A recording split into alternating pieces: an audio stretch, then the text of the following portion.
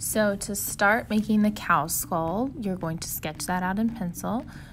You want to take up quite a bit of your paper. I used a half size of paper, so mine's a little smaller than what yours will be, but you want to make sure you're taking up most of your paper.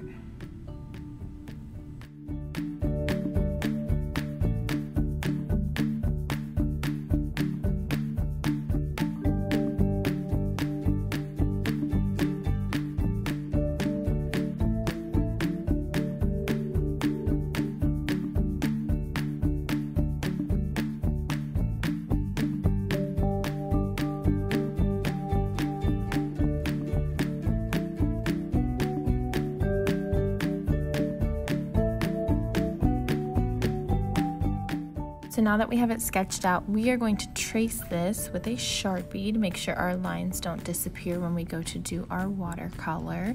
Don't color anything in with your Sharpie, just trace all of your lines.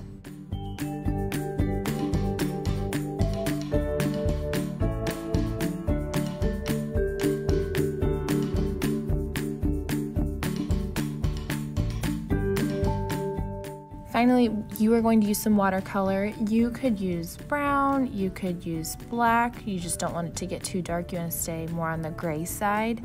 So what I typically do is I start with whatever color I'm choosing, and all the places that should be really dark, I touch those up first and fill those in so that I know that those are done. I don't have to mess with them.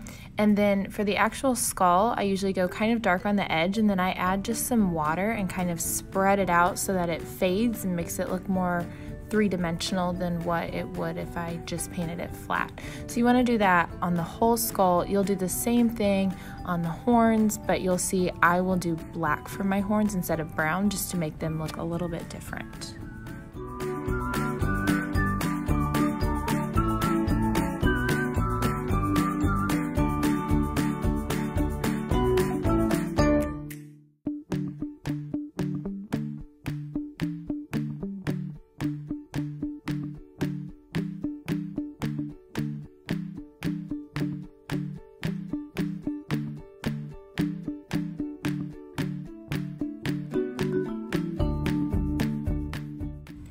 If you are choosing to do the flower, you're going to start the same way. You are going to draw everything out in pencil, and it's fine if it goes off of your paper. I think that gives it more of a look similar to what Georgia O'Keeffe would do in her paintings.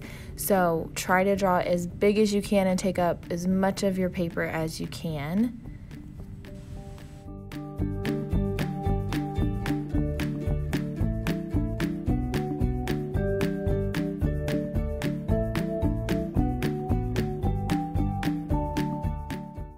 So here is where the flower is different than the skull. You're going to paint before you Sharpie because we have a special way to Sharpie with the flower.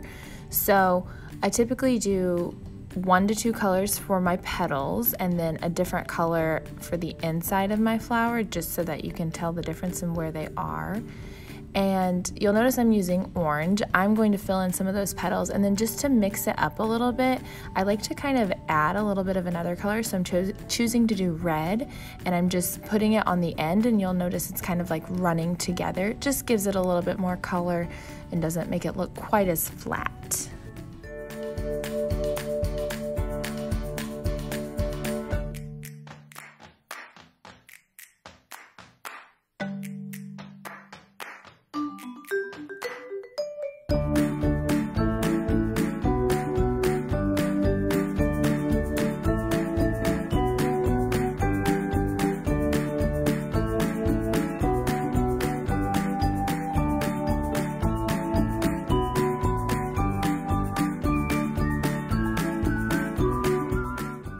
So now that your flower has dried, you're going to use an ultra fine tip Sharpie, and you're going to trace your pencil lines.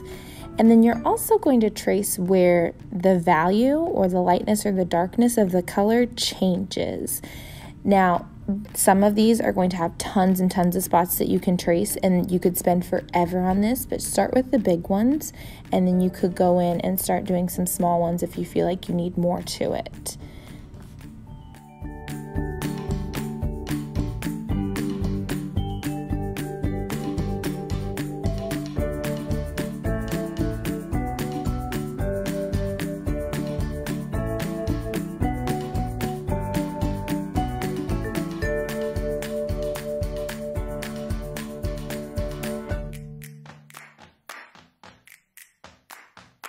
you.